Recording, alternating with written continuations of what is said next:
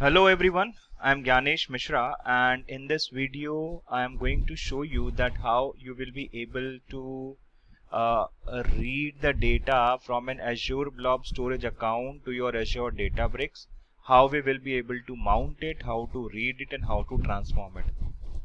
So the basic things which we are going to talk about for this, for completion of this walkthrough, you have some prerequisites. You must have a valid Azure subscription.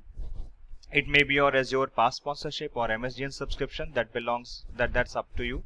Secondly, you need to provision a Databricks service because with a cluster, because until unless you don't have a Databricks service with a cluster, you won't be able to execute this walkthrough as well. And you required a blob storage account where you need to provision a blob storage account with container, which is going to be considered as a source. Means that's the place from where I'm going to read the data. So let's see how to do it. First of all, I'm going to take you to my portal. In this portal, I have two things. One is my storage account, which is with name Blob Storage ACCGM. That's the name of my storage account. And inside that storage account, I will first go to the containers. I don't have any containers created yet, so I will click on this container button. And I'm going to name it as an DWTemp. Here I'm going to consider container as an access level as well. Within this container, I'm going to click on this upload button, then this folder icon, and I'm going to upload a file with name data_log.csv. Then I'm going to upload this information. So this file is only of 65 KB of file, and this file has been uploaded successfully. When you click on this file, and you will go to this edit button right here. So you will be able to see what is the data. If you click on this preview, if it is not showing you any data right now, yeah, that's the data that we are talking about. So that's my data which I'm going to use as in source data for me, and I'm going to use this data as an source for my Azure Databricks. Okay, so I'm going to close this up. In the next step, I'm going to my all resources again, and then I need to check for an Azure Databricks. So I have already created an Azure Databricks with name custom Databricks. Now in this custom Databricks, when I click on this particular location,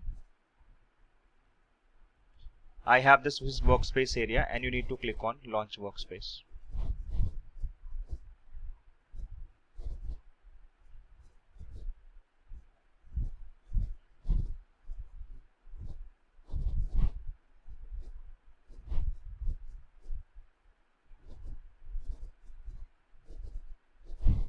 So that's my workspace area, and I have created one cluster with name test cluster. Okay, the name of my cluster is test cluster. So right now this cluster is running. You can see this cluster is running.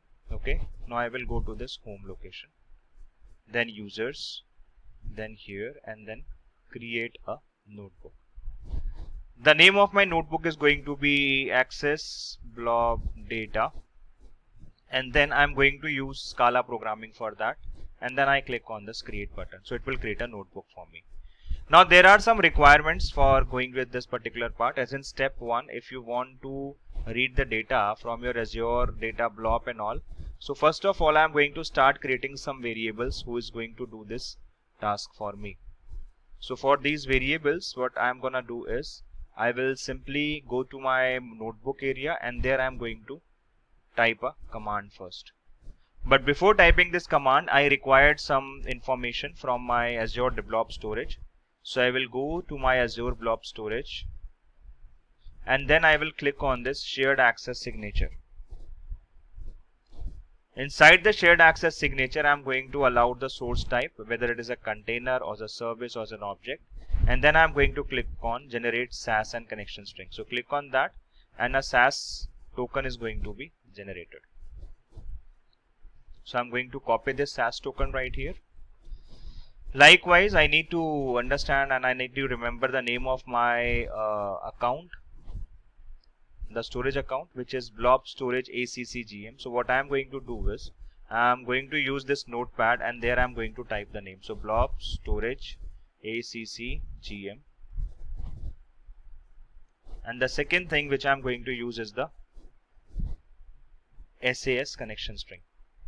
Now once I did this, I'm going to access the blob data, and here I'm going to create my first variable. So my first variable is going to be a container name, which is dwtemp. The second variable, I just required a storage account name, and if you remember the storage account name, it is blob storage ACCGM. So I'm going to use blob storage ACCGM, and then you need to declare another variable for SAS, whatever shared access signature connection string that you have used. So you are going to paste it here, and the last one, you are going to create a configuration. In the config, I'm going to use file share dot azure dot sas dot, and then I'm going to use plus, and here I will call the variable with name container name, then again plus, then double quotes dot, and then I'm going to say plus. Here you need to mention the storage account name, plus double quote start dot blob dot core dot windows dot net. Now once I have completed this step, I will try to run this cell just to want to make sure that everything has been created properly. So as you can see, everything has been created successfully with the name of my container dwtemp, and that is my storage account blob storage ACCGM dot blob dot core dot windows dot net. Now in the second step, I am going to use the Databricks utility, which is basically offers the utility with the file systems. So this mounting sets up the connection between the Azure Databricks and Azure Blob Storage. So I'm going to use dbutils.fs dot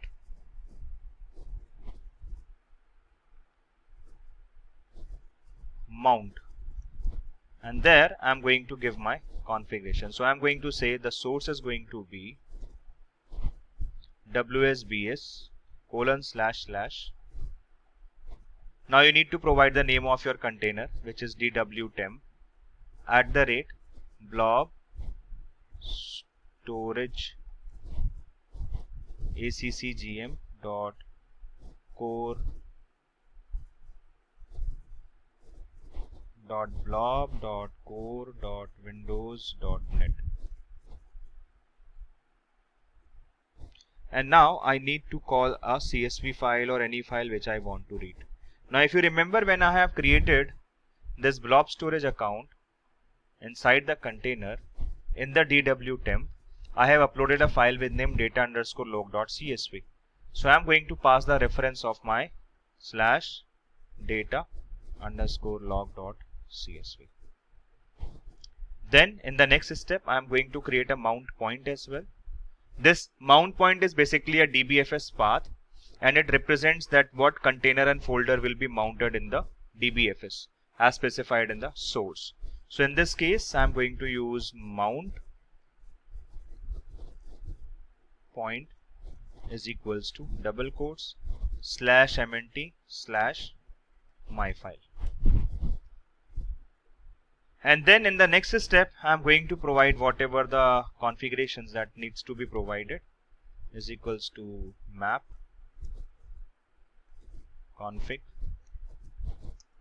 and then I am calling the SAS file right here. Now I will go to this location, and then I will say run cell. Now running this command will actually going to produce an output which will give you the result as in true. That will give you the result as in true, or boolean is equals to true. So it is running right now.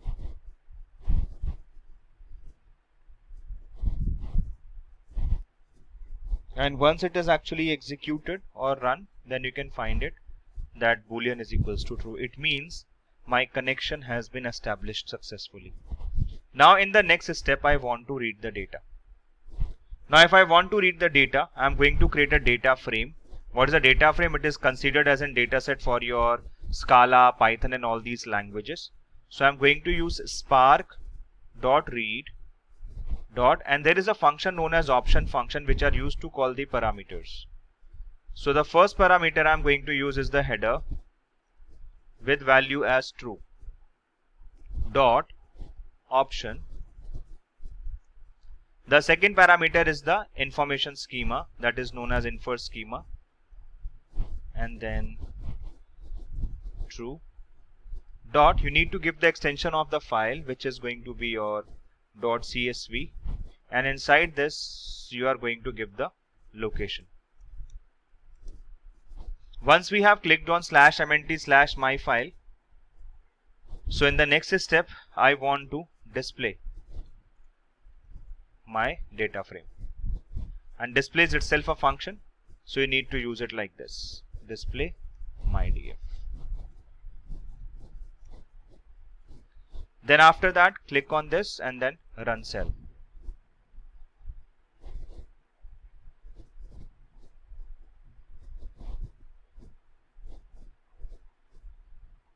And now you will be able to see the data, and this data has been retrieved from my blob storage account, the one which I have designed previously. Now after completion of this task, I will try to perform some sort of transformation. So first of all, I only want to pick the selective data from here. So I will click on this plus symbol, and in the next step I am going to type val select specific calls df is equals to mydf dot select. Now here I will be able to give my customized column name, means I can give my number of columns that I want to access. So in my case I want to access the step column, the type column, and then amount column. These are the three things which I want to mention, and in the next step I will say display select specific calls df. Now in the next step click on this run cell and then run the cell, and now you can see that I will be able to fetch this data, which includes the step data, it includes your amount column, and it includes your type column.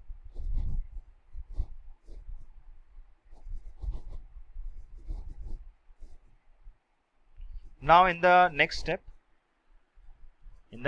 I am going to click on this plus symbol, and now I am going to make some changes. For changes, suppose I want to rename this type column to say payment type or something like that.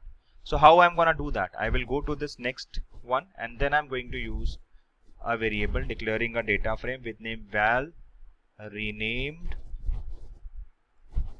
calls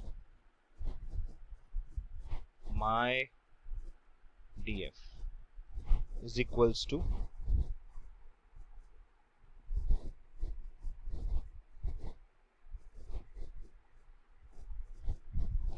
now here I'm going to use select specific calls df dot with column renamed, and inside this I will give the old name which is type, and I will replace it with the new name, for example payment underscore type. And then in the next step I will simply press enter, and I will say display renamed calls my df. Now run this cell and let's see what is the next output which we are going to get. So that's my next output which you have received. So in this case now the type has been changed to your payment type.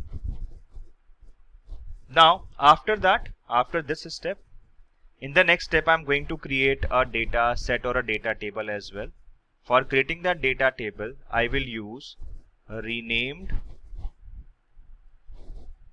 calls my df dot, there is a function we call that create or replace temp view.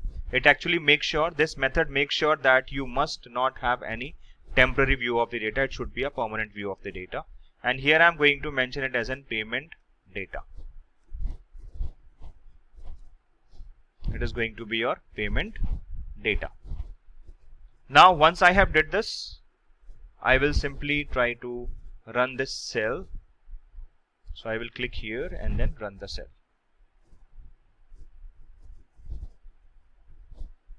Now as soon as you can find this message, command took 0.1 seconds, 17 seconds by Mishra Gyanesh, and then it is designed on the cluster. Now you will be able to query this data. For querying this data, I am going to use SQL Server.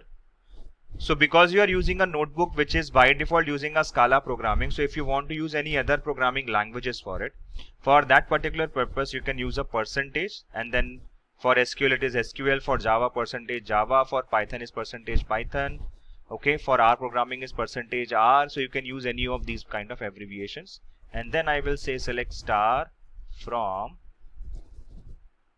payment data. Now once it is designed, I will click here and I will run this cell. And now you will be able to see the records by running a simple select query. Suppose if I want to perform some sort of aggregations over here, yes, I will be able to add the aggregations as well. So for adding the aggregation, I am going to use again percentage SQL. Inside this percentage SQL, I am going to use select step, comma, payment underscore type, comma, sum of amount column as total amount from payment data,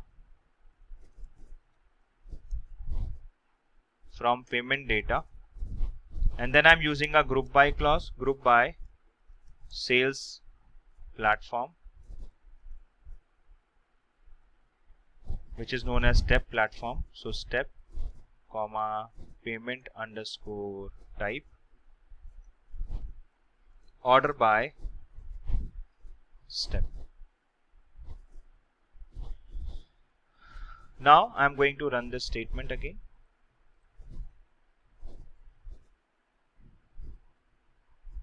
And as you can see, the output is there, the sum is there. You will also be able to visualize this information by using different type of charts which are already available there. For example, if I will go with pie chart, so as per the pie chart it is showing you the data, and these are the elements that you can check. If I will go with the bar chart, I can see the same information using the bar chart as well. Okay, I can be able to use and be able to see the same information by using the bar chart, and then this bar chart you will be able to see multiple information. So whether it is a bar chart or any other type of chart, you can just need to select it from this particular location, and then from there you will be able to show it in a visualized format as well. This is how you will be able to read the data as well. So thank you so much for watching this video. Have a good day.